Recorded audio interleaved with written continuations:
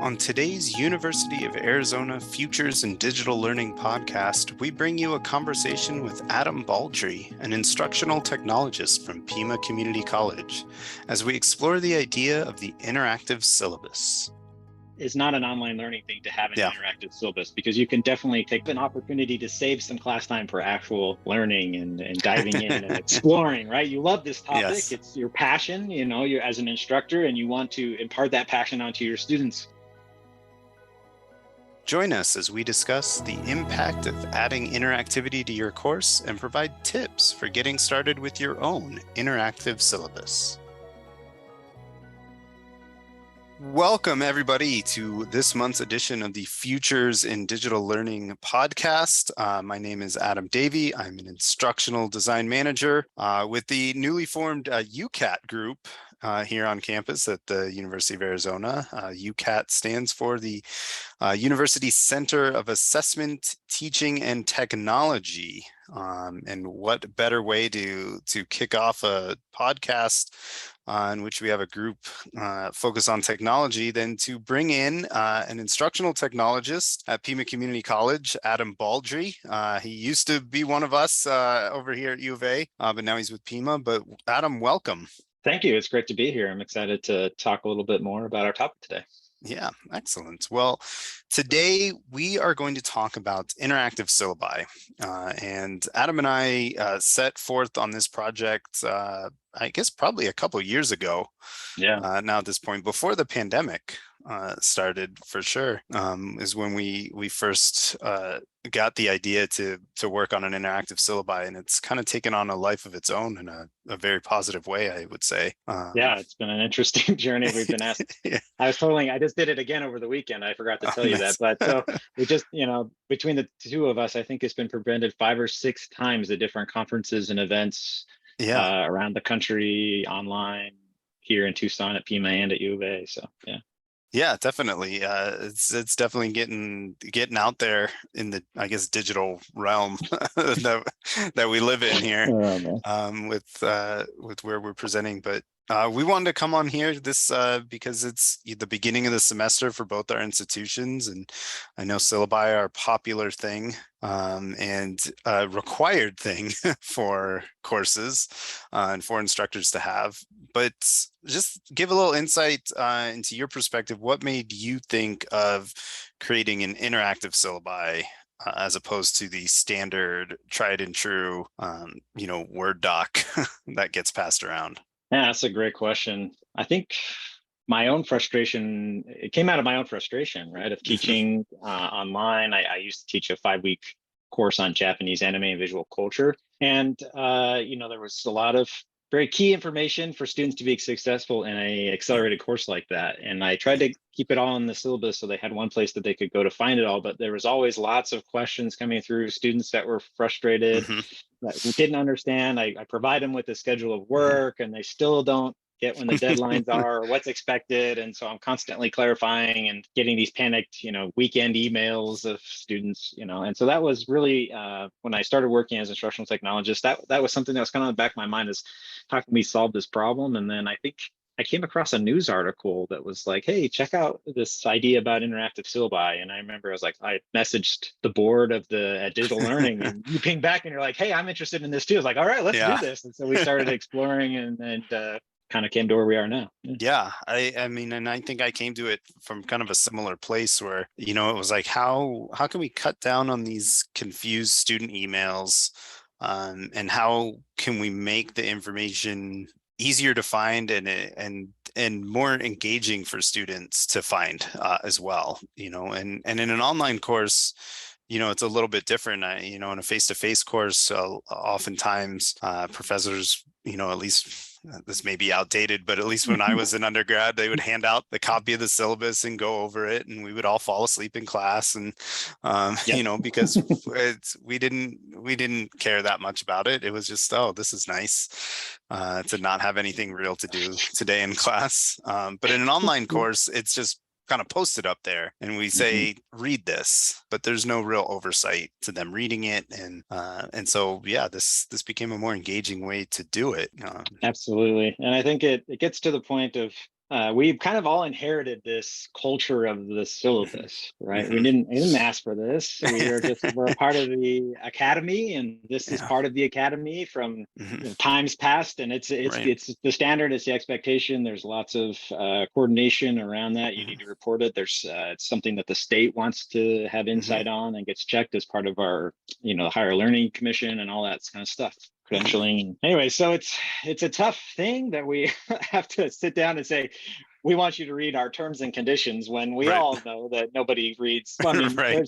to be fair, my father-in-law always reads his terms and conditions, but I personally could do better about going through that in more detail. And the same is true of the syllabus. As an undergrad, I was just glad I didn't have to do math on the first day or Mhm. whatever it was, and the same thing. I mean, as a graduate student, it was like gold, like Right. this is Right. my key to success. By then it was so important. I Right. took it, everywhere I went for when I needed school stuff or whatever, because Yeah. I everything was there and I relied on it Mhm. heavily. But as an undergrad, and as a first generation college student, it's not something that was on my mind. I didn't really understand what I should be expecting to get out of it. And then, Mhm. like a lot of other students say, oh, I have questions, I'm going to ask my instructor, because that's what I did all through high Right. school. Why would I do anything different now? Right. Right. I have a question, ask the teacher, Mhm. rather than trying to investigate and say like, oh, well, they've already provided that for me. And I think it's for some students, they look for specific things, right, in the syllabus, right, and they might either they might not be able to find it, or they skip over other things that they should be looking at. So maybe they're like, I just want to look at the grading policy, let's find that. Okay, I know how I'm being graded, great. Yep. I um can get an A in this class, right? right, Okay. exactly. Yeah. Okay. Yeah. But they're maybe skipping over the course schedule or skipping over the assignment descriptions. And, perhaps they're thinking that those things are going to be located somewhere else in the course, when in reality, they're in the syllabus. And so, this gives an opportunity for instructors to point students in the right direction. Absolutely. And I think it works for both the online and the in-person. I think Mhm. that's what's really great about this, Yeah.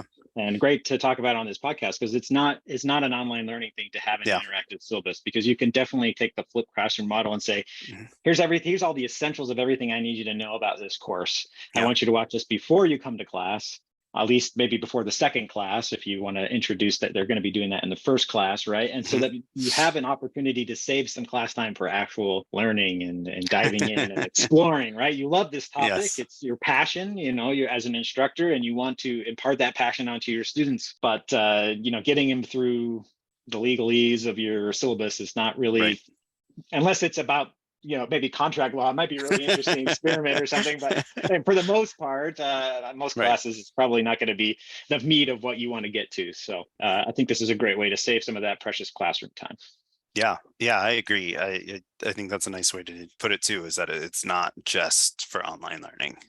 And we used a tool that we have access to here, an interactive video tool called Play Pause It. If you're listening here from the U of A, then you'll obviously or hopefully be familiar with it. If you're listening from somewhere, another institution, maybe not. Maybe you can talk to your superiors and be like, hey, let's look into this Play Posit thing. It It's a might be great kind of tool. cool. Yeah. Yeah. But yeah, so we created a video, we put it on there, put some interactions on there as a model for people to check out. It's a great way. Play Pause It, for those who don't know about it, you can upload a video and you can add interactions that students are, for lack of a better word, forced to take before they move on with the rest of the video. But it does give a little bit of, kind of from an instructor standpoint, to track who has watched it, who is getting the correct answer and making sure they're paying attention, and to give and get feedback from students. So there's measures in place where you can give feedback to students based on their responses, and also for you and some of the interactions as an instructor, to get feedback from students on what they need more help with as well, which is also a great tool to be able to have and put in your arsenal as an instructor to have at the beginning of a course. Absolutely. I think it's especially, yeah, those polls that you can put in Mhm. there. So if you happen to have some prerequisites for your course and, coming from a language training background, I think, okay, my students over the summer probably didn't study any Chinese. And so whatever they learned in Chinese 101 and 102, they do not remember hardly any of it going into Chinese 201. So we can, as an instructor, I can put some class questions in my interactive video as part of the Mhm. syllabus to get a beat on where they're at, or even just have them rate, like, how much did you practice your Chinese this summer? And if everybody comes back with a 1 or 2 out of 5 or something like that, then I know, okay, we're going to need to do a bit more review. You can kind of get a beat Right. on where your class is at. Yeah. Make sure people understand those key assignments, but also, Mhm. it's more, you can get to know your students. And on the other side of that, they get to know you, because it's not just a stale document that you hand them, Mhm. right? It's you being you. And then you Yeah. get to present what you care about, and you can show them that you're passionate about it. And you can talk about why you care about it, and then how these assignments are going to help them to engage with that content in a way that will hopefully be life changing for them. Yeah, that's a great point that you brought up too, is that it's a fantastic way to impart some teacher presence and to show your personality as an instructor as well. And um, I think that is undervalued often, because we think, oh, that's the teacher, of course they are passionate and this is what they went into their career about. But really, to show that to students, I think is valuable, and you can get them Absolutely. excited. And I know you and I are big Star Wars fans, and so I like to put little references to things like that and in my courses as well. And so then if any students are also fans of things like that, they know they're in a safe space. They can come talk to me about not just the course, but fun stuff as well if they wanted to. So Absolutely. Yeah. And yeah. when I think back on my undergrad experience, it's things like that that I remember the most clearly. I remember, Hmm. a fair amount of what I learned, but and some of it I've definitely forgotten. But Yeah. I remember those relationships with the professors that got to know a bit more. Hmm. They had me work with them more Yeah. closely on certain projects or things like that. Right. So when students get to know you in an Hmm. online classroom or in person or some kind of Yeah. hybrid or virtual space, it helps, right? It builds Yeah. connections. It's more likely to keep them around and Hmm. engaged with the course, help them, more likely that they'll graduate. So it's important to kind of show who you are. People want to Yeah. see your authentic self, not this nervous thing, which maybe could kind of bring us to some tips about, if you wanted to create your own, how are some ways to go about it? Yeah, what are your thoughts on that, based on uh, kind of our experience or what you know about best practices? Yeah, I mean, obviously some tips is you want to do something that you're comfortable with as well. And so we did an interactive video syllabus. We both filmed a version of it, and we chose one that worked best. That happened to be my version, and we had Because mine access was to. really bad. I wasn't gonna say it. It Yeah. was bad. I had never been Uh, in front of a studio camera for whatever yeah. reason. And I'm not a script person. I'm a more of like, here are my Hmm. highlights, and I want to talk. And we went the script route. But anyways, I We did. digress. It was terrible, Yeah. and there's a But reason that it's it was terrible. but it brings up a valuable point is do something that you're more comfortable with. And we Exactly. decided to take advantage of the fact that we had access to a studio, and professional videographers essentially to film us, and in a professional space, and to edit the video for us and all that fun stuff. We understand that not everybody has that, and Yeah. has access to that. So, if you do, great. We recommend using it if you feel comfortable, but there's other ways to do it. And there's screencasts that you can do if you want to go the video route. You can choose if you don't want to be on it. You don't have to be, although we do recommend that at least at the beginning and end, you show your face so students know that you're a real human. But ultimately, you want to be comfortable doing this, and so we can talk about some other options as well, other than just video for interactivity. And some of the things that we are looking at is to expand on how different options we have for creating interactive syllabi that go beyond just a video interaction. But really, choose a tool, choose a format that you're comfortable with, and kind of decide what it is that you want to highlight in this interactive look at the syllabus, and Yeah. focus your attention there to start. So Absolutely. And I think one of the questions I got over the weekend when I presented this for Pima, we had a teaching strategies workshop, and one of the questions that came up to me is how much time are we really looking at here? You know, especially at Pima, we have a lot of adjuncts, and we do at U of A as well, right? Yeah. I say we because I'm a PhD student at U of A, right? I'm still Right. part of the system, Yeah. and yeah, so we all have very limited time in academia. It's just a natural Mhm. part of working in this environment for a lot of reasons that are what they are, right? Mhm. But you can start really small. Just record a simple video, and Yeah. then add the interactions later. Start with Mhm. just the video, and then Yeah. take the opportunity, reach out, grab some resources, which we can talk about towards the end, of who you can reach out to learn about something like Play Pause It, right? And then you can build in those interactive elements. You don't have to go too crazy up front, but just start with something small that will help your Yeah. students to get a little bit more engagement with what is in the syllabus, so that you can increase their retention of what it is that actually they need to know out there. Yeah. And like I said, point them to the objects that you think are critical for them. And the way I like to think about it is, what are those emails that I get regularly Yep, from yep. students? Perfect place to Um, start. Yeah. yeah. And so how can I cut down on those emails? What can I show them? And that's where I would start. You don't have to go through your whole syllabus. And especially those policy pieces Mhm. that are mandated by the institution, right? You don't have to show them that in the interactive syllabus. That's not super critical for them to be able to know. You want to point them into the pieces that are going to be crucial for them to be successful in your course. While you're talking, it reminded me a little bit of like why we did choose interactive video, because we could have gone several routes, right? We looked Hmm. at different options, but why we landed with Play Pauses is it solved some of our key issues, and so we actually did a little bit of Yeah. research. I thought it'd be interesting to kind of talk about Oh yeah. what some of those findings were. So the Mhm. first issue that the syllabus is boring. Nobody really, nobody Yeah. wants to, there's a reason nobody wants to read that, right? And people aren't remembering. Those were kind of our two main Hmm.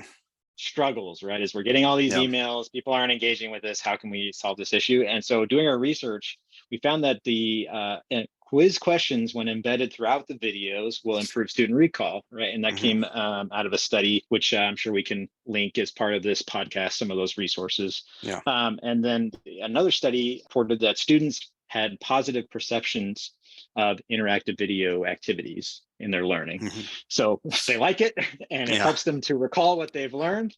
And then I recently co-published a study with a few professors at U of A, where we use interactive video simulations for a pharmacy course. And the students reported that for them, they preferred receiving those written out materials in conjunction with an interactive video, that they felt that those two activities together were the best for their learning in the course, right? And so that combination, right? We're never gonna get rid of this formal syllabus document, but how can Right. you add something on there, Hmm.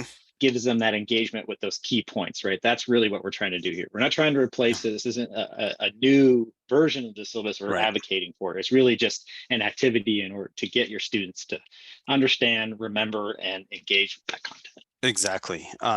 Yeah, and I think that's important to point out. Like, we're not advocating to replace and or get rid of the written syllabus. Like, we understand the importance that serves, but we want to increase engagement with that and with the course. And this, again, that research, that you just brought up, students recall is improved with quiz questions embedded in video, and they like it. So this idea of an interactive syllabus could be, a jumping off point for you using more interactive video in your course, or more interactivity in some format. Now it serves as another purpose, as a way to introduce students to the technology that they're going to be using throughout the rest of your course as well. And so, and this is a kind of a more low stakes way to introduce that, as opposed to, here's your first lecture video with a quiz embedded, and it's worth 5% of your grade type of thing. Where, Exactly. Yeah. yeah, That type of it's like, wait, situation I that don't you even know want how to to. avoid. Yeah, absolutely. Yeah. I think that you bring up a really good point. I wouldn't just do the tool for a one-off interactive video syllabus, kind of Hmm. assignment to get them to engage with the syllabus. I would plan on using it for multiple, but again, small chunks as you go. You Hmm. don't have to do everything all at once, but it's definitely worth expanding the use. If you go with the play posit route, to expand your use of play posit. If you wanted to go with H5P, which at Pima we have, and I understand that U of A now has Yep. as well, Yep. to build in those little interactives to help students have those formative learning opportunities and a low Hmm. stakes, or even like zero grade impact at Right. all, right? Where they can just learn what they need to learn, Yeah. and they can try again and again until they get it right. Hmm. I think that's the ideal. Yeah. And it's, I think also the idea of multiple modalities too, like you said, if you put something in there that maybe is low stakes or no, no grade, you want to put it out there. Maybe some students do just prefer to read the syllabus. They don't want to go through a video.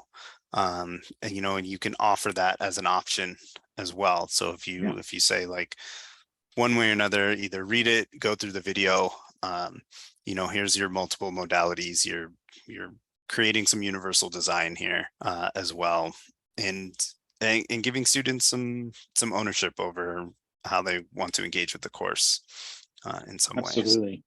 Yeah. Yeah, I recently, not recently, it was about a year ago, I did a presentation for EDUCAUSE on providing more opportunity for students to have choices. And I think that's Hmm. a really great way to do it, is at the activity level to provide them multiple, to use the term, modalities for which Hmm. they can engage with that content, right? Here's a Yeah. traditional syllabus. Go ahead and read it. Yeah. Great. If that's what works for you and you want to pour through, highlight, because if like as a graduate student, by then I'd figured it out. Okay, I'm gonna go through and highlight everything I know I need to know in Yeah. certain colors that indicate to me what that particular thing is, right? I had a system in Right. order for my, to be successful. But as an undergrad, I was still figuring it out. I didn't quite know how Yeah. to take advantage of those things, and I would have loved a video that would have helped me to be like, okay, like I feel like more comfortable. Hmm. It takes some of that edge off the anxiety of that first day of like, who is Yeah. this instructor? I hope that they're like a good fit for me on how they Right. teach and how I like to learn. And Hmm. I think it just can put everybody at ease if they get to see who you are, they get to see how you talk about the content and get to know Yeah. you a little bit. Yeah. I couldn't agree more. I think it's, for me, I wanted to know when things were due. I wanted to know what my expectations were. So like I hunted those things out in the syllabus.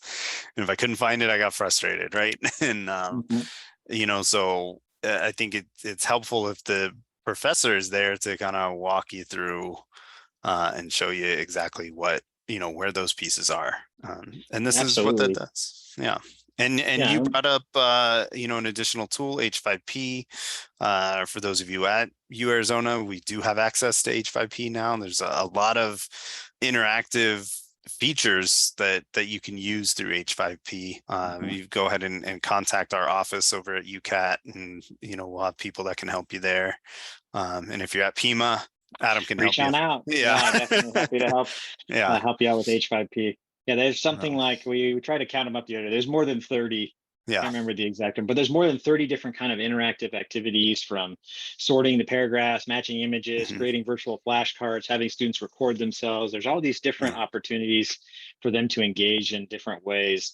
And if you use the paid plugin license, which you now have, you get to save those student responses and you get to see those reports, and you can drill, they're called drill down reports. So you can drill Hmm. down and you can get a little bit more detailed data on how they're engaging, how long they're spending on activities. It's quite a nice tool to help you be an informed instructor when it comes to your Yeah. students learning at the formative level. Awesome. Yeah. And that data is crucial. We did a recent podcast about data driven Awesome. practices and things like that. So that would fall under there as well, is how can we use the data that we're given as instructors to help inform our practices and improve the course for the benefit of the students, right? And that ultimately is what we're trying to do, and what we think this idea of an interactive syllabus can do as well is make the course experience better for students and more engaging. And Absolutely. yeah, so stick with us as we kind of explore more on this idea of an interactive syllabi. If you've heard us speak before, great. We're going to go into interactive syllabi 2.0, 3.0. I don't even know what Where we're we're on at at at this this point. point. Yeah. Yeah. But keep trying to evolve this idea, and we would welcome any kind of feedback from people who have tried it, or questions that people have. I know the last time we presented, I got a lot of follow-up questions, which was great, from people who had never thought of this idea before. And so Yeah.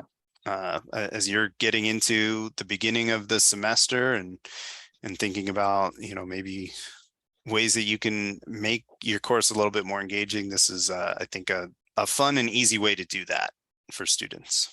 Simple screen recording. By now, Yeah. you probably have it down. If you don't, contact UCAT and they'll get you the skills that you need and all the technology and the know-how. They have everything that you need over there. Yeah. Pima, we've got the same resources for you, so we can definitely make that happen. And like you said, like this is not something we proved with research or anything like Right. that. Whereas these weren't clinical trials of the syllabus and trying to understand everything about it, but we think it's a good idea. Yeah. The instructors we talked to feel like it's making a difference for them, and we want to grow it. We want to advance it. So if you have ideas or you are exploring, or you want to research this, I would be interested to work with some folks around that. So feel free to reach out, and love to work with you on that. Yeah, definitely. And hopefully we'll hear from some of you. We look forward to that. And I want to thank Adam for joining us here on the podcast this month. And, it's always a fun time getting to reconnect and chat with you about not just this, but other aspects of course design and course technology. So I appreciate it. Thank you. Yeah, well, thanks for having me. It's always a pleasure to be back over at the University of Arizona. It's a wonderful place, and it's good to work with UCAT. Some really great folks over there. So that's my final plug: is reach out to the InTech team over at UCAT, and for all of your instructional technology needs, they really know their stuff. Our team at Pima, some instructional technologist, meets with them on a regular basis, and they can give you all the support you need for video recording with Panopto, or using PlayPosit to create an interactive syllabus, or create all kinds of engaging things with H5P. They are the best, so feel free to reach out to them. I couldn't agree more. They're an awesome team, and I'm sure they're just as awesome at Pima, especially because I know a couple of you over there now. they stole you from us, but yeah, they're both teams are great, and we encourage the use of those tools. They're awesome, and they make the course a lot more fun for students. Excellent. Well, thank you very much again, and thank you to our listeners out there. Please join us again next month, where we'll have another fun and exciting topic for y'all. Have a good one, everybody. Thank you. The Futures of Digital Learning podcast is a production of the University of Arizona Digital Learning. If you have any questions, comments, or ideas you'd like to share with our office, go to the Contact Us link on our website.